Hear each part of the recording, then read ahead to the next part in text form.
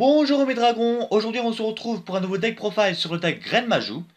Alors ce deck tout le monde le connaît, mais pour ceux qui le découvrent, je vais vous l'expliquer. Alors ce deck Grenmajou, à la base, c'était censé être un deck OTK. Mais suite à la démonstration de ce deck dans un match contre un deck Last Worm dans le YCS de San Diego qui avait eu lieu l'année dernière, ça t'est passé bien l'OTK. C'est un deck troll tout simplement. Et on a bien vu que ce deck était vraiment très fort. Parce qu'au fait, ce deck, il est basé sur les effets qui bannissent les cartes pour augmenter la puissance de ce Grenmajou d'Aesa. D'où son effet est que l'attaque et la défense de ce monstre deviennent égales au nombre de vos cartes bannies multipliées par 400. Alors avec des effets comme Peau des désirs qui vous permettent de piocher 2 cartes en bannissant les 10 cartes face verso du dessus de votre deck, vous pouvez augmenter facile, par exemple, 4000 points d'attaque et de défense dès le tout premier tour. Et franchement, avec d'autres effets, si vous avez d'autres cartes qui vous le permettent, d'augmenter la puissance de Graine Majoritaire au maximum, par exemple, dans les environs de 12 000 points d'attaque et de défense. Et franchement, c'est vraiment important de jouer Graine Majou, parce que c'est un monstre avec un effet dont on peut en abuser franchement, avec d'autres effets de cartes qui nous permettent d'augmenter la puissance de ce fabuleux Grenmajou et de mettre un OTK. Mais il n'y a pas que ça qui est vraiment intéressant. Ce qui est vraiment intéressant, c'est qu'on a d'autres effets qui nous permettent de bloquer l'adversaire dans son avancée du jeu, en mettant fin immédiatement à la battle phase, ou bien sûr en détruisant les cartes, ou en augmentant ses propres points de vie en bénissant les cartes depuis le deck, pour laisser le temps au joueur de préparer son terrain pour effectuer un énorme OTK. Mais dans ce deck profile, vous allez voir pourquoi ce deck fut appelé un deck troll. Et si vous voulez voir le fabuleux match d'un deck Grenmajou qui oppose le deck Glassworm, le lien se trouve dans la description. Et vous ne serez pas déçus, je vous garantis que c'est vachement très drôle ce match. Alors pour commencer, on va jouer les 3 Grenmajou d'Aesa, c'est la base et c'est très indispensable. Après, on va jouer les 3 mangeurs des millions, uniquement invocables spécialement en bannissant minimum les 5 cartes face verso depuis le terrain, la main ou l'extra deck, bien sûr. On peut l'invoquer de n'importe quelle façon, sauf le deck bien sûr évidemment, puisqu'on en a vraiment besoin. Alors, ce qui est vraiment génial avec ce mangeur des millions, c'est qu'il peut être ni sacrifié, ni être utilisé comme matériel de fusion, synchro ou Xyz.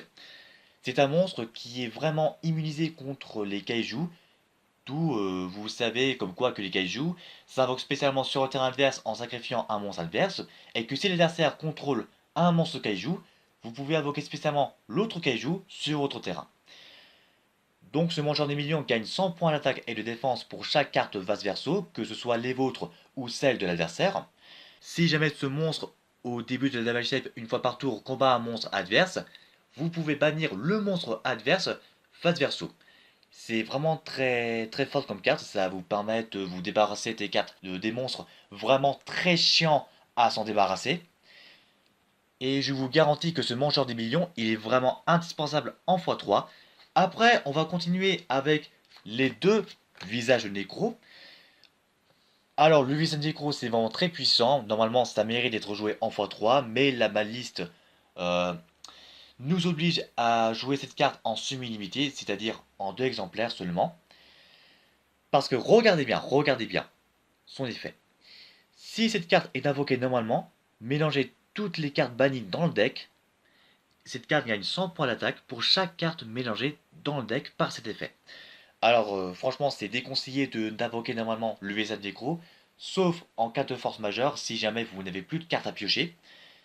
Mais le dernier effet est vraiment très abusé. Si cette carte est bannie, chaque joueur bannit 5 cartes du dessus de son deck, ou dans son deck s'il en a moins de 5. En gros, si jamais vous arrivez à bannir les meilleures cartes de l'adversaire qui sont au-dessus du deck, franchement, vous serez un as. Ça va énerver l'adversaire et ça va vraiment vous sourire puisque vous aurez de quoi préparer votre terrain et de quoi vraiment faire chier l'adversaire avec cette carte.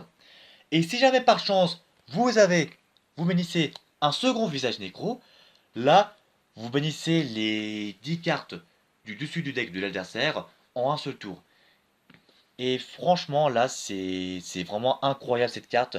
C'est incroyable l'effet de cette carte, comment ça peut énerver l'adversaire en bannissant seulement visage nécro. Puis passons à Pendulier de combat en 3 exemplaires. Vous invoquez spécialement sur le terrain pour mettre fin à la battle phase immédiatement si l'adversaire déclare une attaque avec un monstre. Après, on va jouer 2 attaques de l'épouvantail. Même principe pour le pendulier, sauf que vous devez défausser l'épouvantail. Après, on a Animal Féerique Blanche. Alors, vous munissez les 7 cartes qui se trouvent sur le terrain, votre main ou votre cimetière pour l'invoquer spécialement depuis le cimetière. Et si ce monstre fut invoqué normalement ou spécialement, vous pouvez cibler un monstre sur le terrain et l'échanger face verso. C'est vraiment incroyable comme carte. Et en plus, comme ça venait les cartes depuis le cimetière, ça vous donne un bonus pour augmenter la puissance de ce Grelmajou. Mais c'est conseillé de jouer en x1 parce qu'en x3 ça va pas être de la tarte. En plus, ça va déséquilibrer le deck.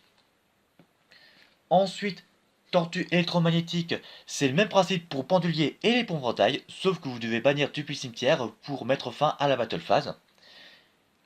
Puis pour terminer, dans la partie monstre, on va jouer les 3 Naga Cyber. Alors, ce Naga Cyber possède 3 effets, mais vous ne devez activer qu'un seul de ces 3 effets. Alors, le premier, lorsque cette carte est ciblée par une attaque d'un monstre de votre adversaire, vous pouvez bannir cette carte, piocher une carte, puis terminer la battle phase. Vous pouvez cibler un monstre face réto que vous contrôlez et cette carte, bannissez la cible ainsi que cette carte, puis piochez 2 cartes. Vous pouvez cibler une carte dans votre cimetière, bannissez cette carte et une carte depuis votre main, puis placez la cible au-dessus du deck. Alors, ces 2 effets sont vraiment très intéressants à utiliser, sauf le dernier qui n'est pas très ouf, mais sinon les deux sont vraiment très intéressants et sont vraiment très joués pour Naga Cyber. Ensuite, on continue dans la partie magie avec les 3 invitations des ténèbres qui vous permettent de piocher 2 cartes en échange de bannir un monstre ténèbres depuis votre main. Puis 3 sarcophages dorés qui vous permettent de bannir un monstre depuis votre deck, puis vous permettent de l'ajouter à votre main durant votre second standby phase après l'activation de cette carte. Ces cartes que vous voyez ici, eh bien l'idéal ça serait de bannir le fabuleux visage Nécro. Franchement, visage Nécro c'est du tout avec Habitation des Ténèbres et Sarcophage Doré. Si vous avez l'un des deux, là franchement, vous pouvez effectuer votre combo, bannir les 5 cartes qui sont au-dessus du deck du vôtre et de votre adversaire. Et par chance, si jamais vous bannissez par chance Visage Nécro, comme je vous l'avais dit, vous pouvez bannir les 5 cartes supplémentaires qui sont au-dessus des 2 decks du joueur. Et là, je peux vous dire que vous avez tout ce qu'il faut pour préparer votre terrain et pour augmenter la puissance de Grelmajou. Puis après, on continue la partie en utilisant les 3 pots des désirs pour piocher 2 cartes en bannissant les 10 cartes Vas Verso qui sont au-dessus de votre deck. Puis après, 3 pots de dualité. Vous révélez les 3 cartes qui sont au-dessus de votre deck, puis vous choisissez une révélée pour l'ajouter à votre main et vous mélangez le reste dans votre deck. Après ça, on va jouer les 3 absorptions de l'âme, qui est vraiment très intéressant. Parce que son effet est que si une ou plusieurs cartes sont bannies, vous gagnez 500 points de vie pour chacune d'elles. En gros, si vous bannissez par exemple les 10 cartes avec peau du désir, là, si vous avez déjà absorption de l'âme sur votre terrain, vous gagnez 5000 points de vie. 10 fois 500, 5000. Après, les 3 tourbillons jumeaux pour détruire le maximum de magie pièces sur le terrain en défaussant une carte. Un jour de paix qui vous permettent de piocher une carte et l'adversaire aussi pioche une carte, mais en échange, aucun joueur ne recevra des dommages de combat. Après, on va jouer un sacrifice inutile pour Snow et 2 RDD pour invoquer spécialement le monstre banni. Ensuite, pour l'extra deck, là, je vous dis franchement, ces monstres de l'extra deck sont inavocables, ils sont inutilisables. Vous pouvez mettre n'importe quoi dessus, puisque l'extra deck sert uniquement à invoquer spécialement notre cher mangeur des millions, qui, je vous rappelle, est invocable spécialement uniquement en bénissant minimum les 5 cartes face verso depuis votre main, terrain ou extra deck. mais dans plusieurs des cas, c'est l'extra deck qu'on va utiliser dedans. Alors, vous pouvez mettre tout ce que vous voulez, fusion, synchro, Xyz, lien, tout, tout ce que vous voulez dans l'extra deck, ce que vous n'aimez pas. Les Kidolga Altergeist, les crawlers qui ne servent à rien, qui ne sont pas jouables, qui sont nuls à chier. Ensuite, Demon Subterror, Behemoth, on sait pas pourquoi c'est pas joué, mais on le met quand même parce que ça sert vraiment à quelque chose. Ces monstres liens qui ne sont pas jouables. Et Sabre Gaïa, l'ombre de l'éclair, qui est vraiment le seul monstre qui peut être joué. Enfin non, c'est plutôt le seul monstre lien qui peut pas être joué puisqu'il ne possède pas d'effet. Tout ce que vous voyez ici, ce sont des monstres qui ne sont pas utilisés, qui sont inutilisables. Ils sont inutilisables. En gros, ils ne servent strictement à rien durant tout le jeu. Ensuite, passons au side. On va mettre 3 avions, le Seigneur du Temps. Alors, les Seigneurs du Temps, ce sont des monstres qui peuvent être invoqués spécialement sur le terrain sans sacrifice, à condition qu'on ne contrôle aucun monstre, comme c'est indiqué sur l'effet. De plus, ces monstres sont non destructibles ni en combat ni par les effets de cartes, c'est vraiment une bonne chose, c'est insensible à Rageki et à Hommage Torrentiel par exemple. Et franchement, c'est vraiment bien parce qu'on ne reçoit aucun dommage de combat d'attaque impliquant cette carte. En gros, vous attaquez, mais vous recevez aucun dommage. Et en plus, ces seigneurs du temps sont indestructibles. Et ça s'attribue à tous les monstres seigneurs du temps, excepté Zephyrion, le seigneur ultime du temps. Alors, à la fin de la Battle Phase, si cette carte a combattu, mélangez toutes les magies et pièges contrôlés par votre adversaire dans le deck. Et si cette carte est envoyée depuis le terrain au cimetière, vous pouvez piocher une carte. Une fois par tour, durant votre stand-by phase, mélangez cette carte dans le deck.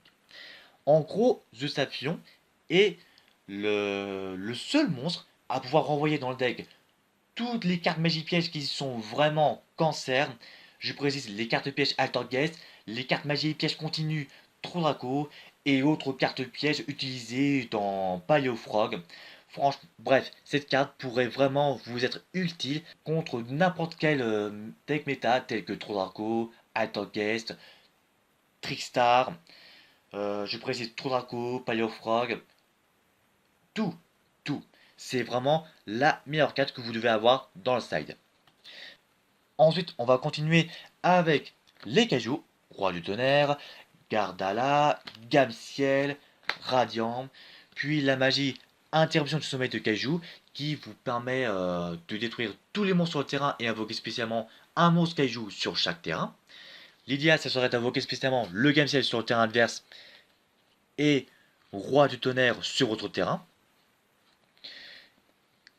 Et ensuite, durant votre main phase, sauf le tour où vous avez envoyé cette carte au cimetière, vous pouvez bannir cette carte depuis votre cimetière pour ajouter un monstre kaiju depuis les decks à votre main.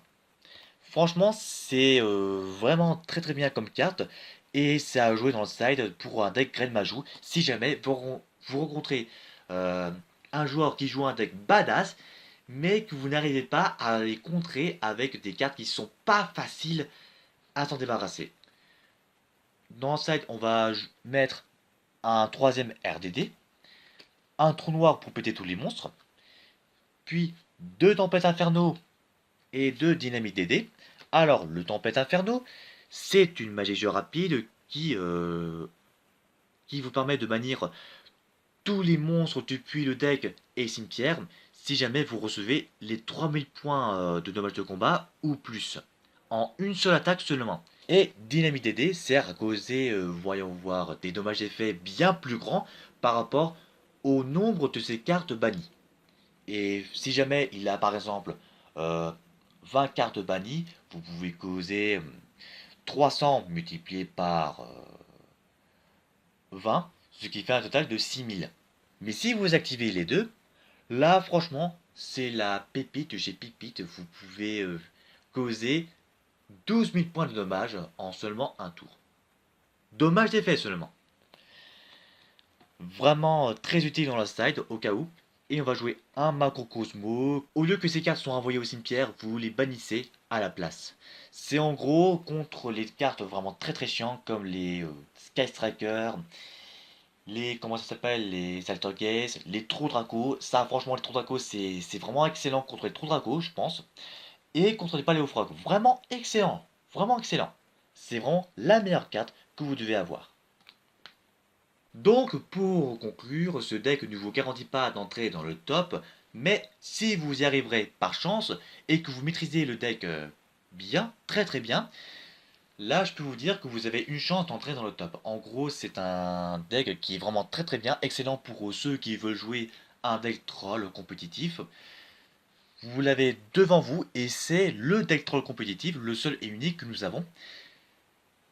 Et franchement, on doit ça au joueur qui a joué ce deck-là et qui a permis à ce deck d'être vu par tout le monde. Et franchement, c'est un excellent deck troll que vous avez.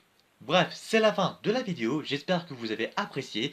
N'hésitez pas à te mettre un gros like si vous aimez bien ce deck troll.